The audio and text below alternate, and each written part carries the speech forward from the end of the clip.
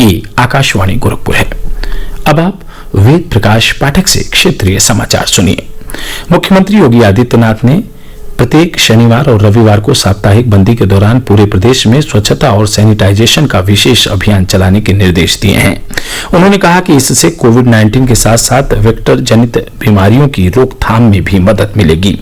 उन्होंने स्वच्छता और सैनिटाइजेशन के लिए जनपदवार नामित नोडल अधिकारियों को संबंधित जनपदों के कार्यों की समीक्षा करने के निर्देश दिए।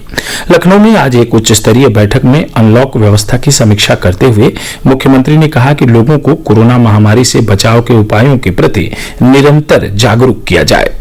उन्होंने कहा कि महामारी से बचाव के लिए सामाजिक दूरी और मास्क के उपयोग को जीवन शैली का अंग बनाने की आवश्यकता है। मुख्यमंत्री ने सार्वजनिक स्थलों पर मास्क न पहनने वालों के विरुद्ध कड़ी कार्रवाई करने के भी निर्देश दिए। उन्होंने कहा कि कोविड-19 से सुरक्षा संबंधी प्रोटोकॉल का पूर्ण रूप से पालन कराया जाए। मुख्यमंत्री ने गोरखपुर, वाराणसी, आजमगढ़, बलिया, देवरिया, झांसी, कानपुर नगर और बरेली जनपदों में विशेष सतर्कता बरतने के निर्देश दिए। उन्होंने कहा कि अधिक संक्रमण वाले जनपदों में मेडिकल जांच के लिए मोबाइल टेस्टिंग वैन का उपयोग किया जाए।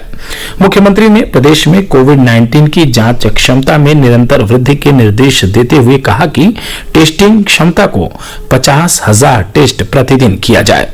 उन्होंने कहा कि आरटी-पीसीआर से 30,000 टेस्ट, रैपिड एंटीजन टेस्ट से 18 से 20,000 और टूनेट मशीन से 2 से 2,500 टेस्ट प्रतिदिन किए जाएं।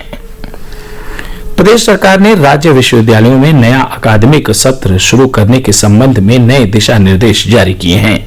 आधिकारिक बयान में कहा गया है कि स्नातक कक्षाओं में प्रवेश की प्रक्रिया सितंबर माह से शुरू हो जाएगी और स्नातक के प्रथम वर्ष की कक्षाएं 1 अक्टूबर से लगेंगी। स्नातकोत्तर की कक्षाएं 1 नवंबर से शुरू होंगी। हालांकि स्नातक के प्रथम वर्ष के अतिरिक्त अन्य वर्षों के विद्यार्थियों के लिए ऑनलाइन कक्षाओं का आयोजन 4 अगस्त से किया जाएगा। हमारे संवाददाता ने बताया है कि पाठ्यक्रम के अनुसार कम से कम 45 दिनों की ऑनलाइन पढ़ाई सुनिश्चित की जाएगी और उसके बाद विद्यार्थी समूहों को सामाजिक दूरी के नियम का अनुपालन करते हुए कक्षाओं के लिए बुलाया जा सकता है। प्रवेश की पूरी प्रक्रिया ऑनलाइन होगी और स्नातक कक्षाओं के लिए दाखिले की प्रक्रिया 15 सितंबर तथा स्नातकोत्तर के लिए 31 अक्टूबर तक पूरी करनी होगी।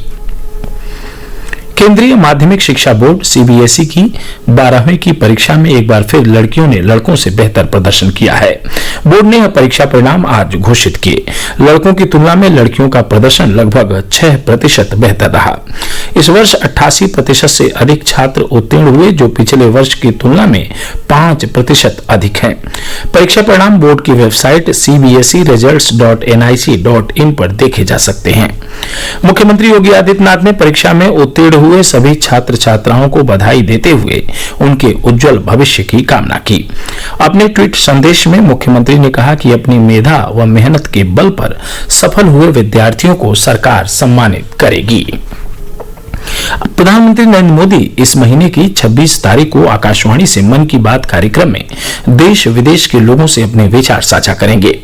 मासिक रेडियो कार्यक्रम की यह 67वीं कड़ी होगी।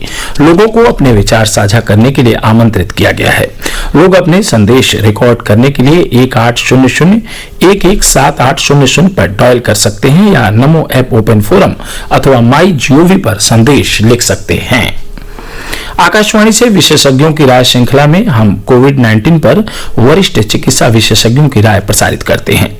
गोविंद वल्लभ पंत अस्पताल दिल्ली के डॉक्टर संजय पांडे ने कहा कि संक्रमण से बचने के लिए घर से बाहर निकलते समय मास्क लगाना जरूरी है।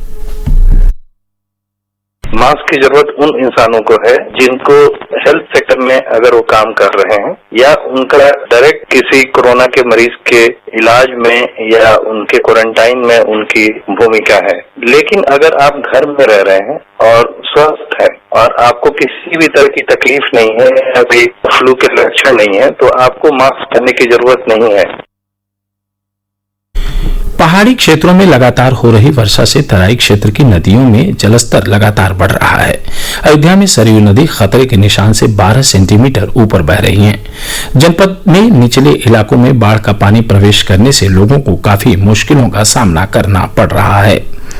उधर नेपाल में हो रही भारी वर्षा और वाल्मीकि नगर बैराज से पानी छोड़े जाने के कारण कुशीनगर जिले में बूढ़ी गंडक नदी का जलस्तर भी तेजी से बढ़ रहा है।